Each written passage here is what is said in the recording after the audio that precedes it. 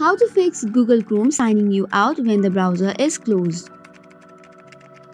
Hello everyone. If your Google Chrome is signing you out automatically when you close the browser, here are a few troubleshoot or the potential causes and solutions. So to get started with, you have to work on the cookies and site data. In order to change the settings, you can first of all open your Google Chrome. Once you go to Google Chrome, you have to click on three dots which is on the top right corner and go to settings. Once you click on settings, it will open a new page which looks like the interface given on the screen. From there, select on privacy and security and then go to the site settings or cookies.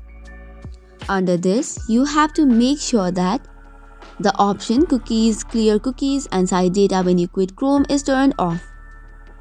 If it is turned on, toggle it off as well. Another thing that you can check is the Chrome sync settings. This is usually available on Sync and Google services on your system or settings. Make sure that the sync is turned on.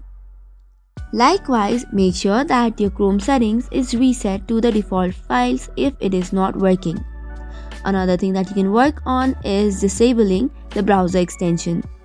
Browser extensions or plugins might also cause conflicts that lead to automatic sign-outs. So make sure to change all of the settings and you're good to go.